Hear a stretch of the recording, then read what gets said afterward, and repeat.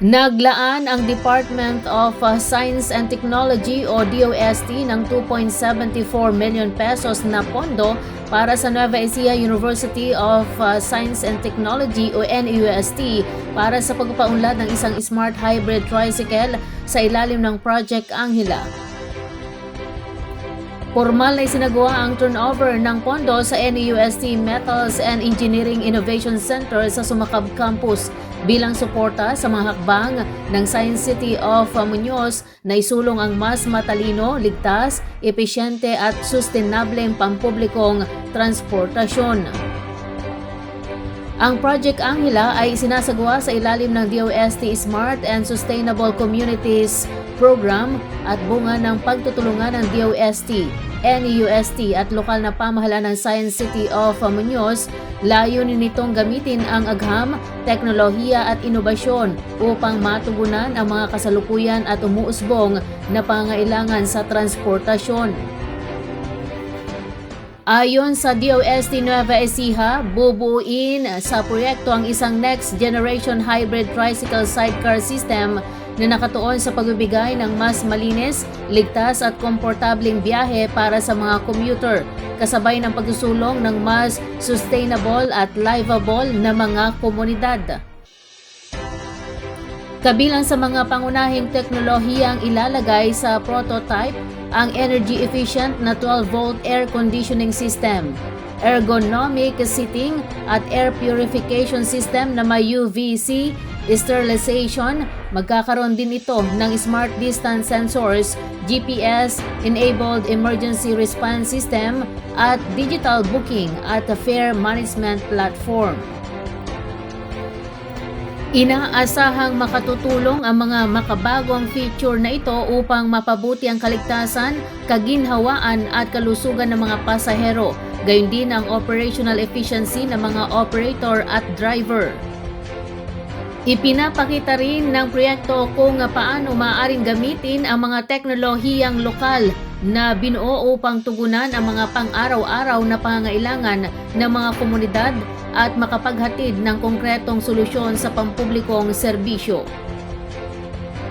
Sa pamamagitan ng Project Angela, layunin ng DOST at NUST na ipakita na maaaring maging daan ang inobasyon sa pagbabago ng lokal na sistema ng transportasyon at sa pagpapabuti ng kalidad ng biyahe at pamumuhay ng mga commuter. Umabot sa 1,946 benepisyaryo sa Cabanatuan City ang nakinabang sa 2,000 pesos cash assistance sa ilalim ng Unified Package for Livelihoods, Industry, Food and Transport o Uplift Assistance ng pamahalaan. Kabilang sa mga nakatanggap ng ayuda ang 72 taong gulang na si Milagros Bautista ng Barangay Bitas. Bagamat maaaring maliit para sa ilan ang halagang 2,000 pesos, malaking tulong umano ito para kay Bautista at sa kanyang pamilya upang matugunan ang kanilang mga pang-araw-araw na pangangailangan. Sinimulan na ng Department of Social Welfare and Development o DSWD katuwang ang mga partner agencies at lokal na pamahalaan ang pamamahagi ng financial assistance sa mga kwalipikadong residente ng lungsod.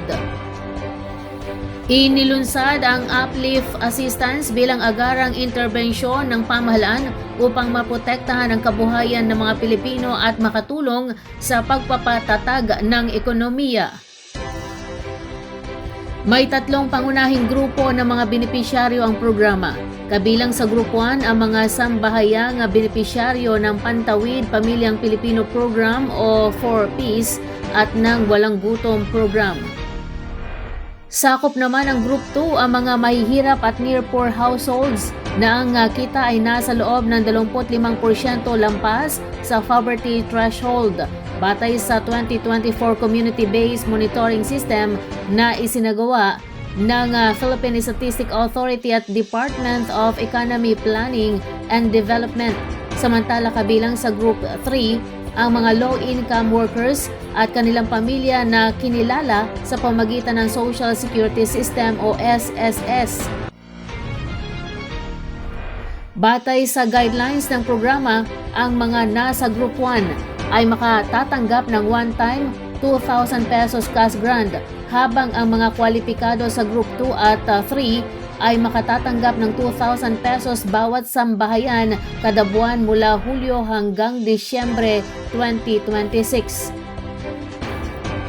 Para sa payout, matatanggap ng mga 4-piece household ang one-time assistance sa pamagitan ng kanilang land bank accounts, habang isasagawa naman ang manual payout para sa mga benepisyaryo ng Walang Gutom program.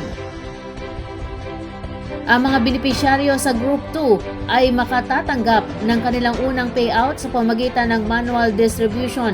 Ang mga susunod na buwanang ayuda ay ipapamahagi digitally sa pamagitan ng kanilang napiling bank account o e-wallet. Samantala, matatanggap ng Group 3 beneficiaries ang kanilang assistance sa pamagitan ng kanilang enrolled SSS disbursement accounts. Ipinliwanag naman ni Cabanatuan City Social Welfare and Development Office CSWDO Head Helen Bagasao na hindi na kailangang magsumiti ng hiwalay na manual application ang mga residente para sa uplift assistance. Ayon sa kanya, otomatikong tinutukoy ang mga kwalipikadong benepisyaryo batay sa itinakdang eligibility criteria ng programa.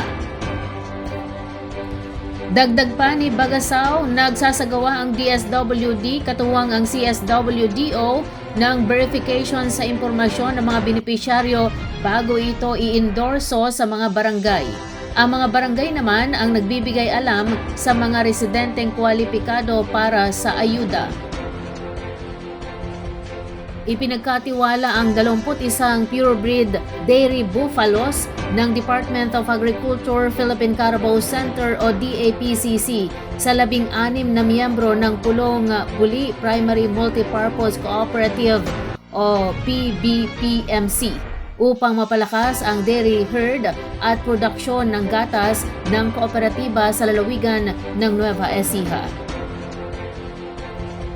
Isinagawa hakbang sa ilalim ng Animal Entrustment Program o AEP na pinangunahan ng DAPCC National Impact Zone o NIZ sa mga bayan ng Santo Domingo at Quezon, Nueva Ecija, katuwang ang Animal Breeding and Genomic Section.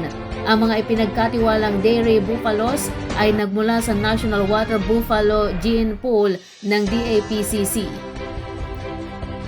Ayon sa ahensya, layunin ng Animal Entrustment Program na maparami ang dairy buffalo population sa bansa, mapataas ang lokal na produksyon ng gatas at makapagbigay ng mas sustainable na kabuhayan sa mga komunidad na umaasa sa dairy farming. Sinabi ni NIZ Science Research Specialist Mario Daliso na napili ang PBPMC bilang recipient cooperative dahil sa matatag nitong pamumuno, maayos na pamamahala sa pananalapi, mahusay na operasyon at kumpletong pasilidad para sa pagpuproseso ng gatas. May Food and Drug Administration o FDA license to operate din ang kooperatiba at kabilang sa mga nagsusupply ng gatas para sa Government Milk Feeding Program.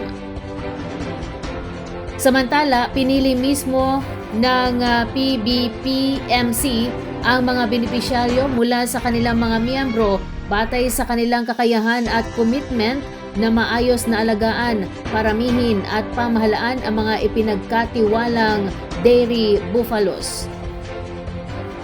Kabilang sa mga tumanggap na mga hayop ang mga veteranong dairy farmers at mga bagong benepisyaryo. Dalawa rin sa mga benepisyaryo ang mga nagtapos sa DAPCC Youth Camp na parehong may mga magulang na nasa dairy farming din. Ipinahayag ng mga batang benepisyaryo ang kanilang interes na ipagpatuloy ang kabuhayang sinimulan ng kanilang mga magulang.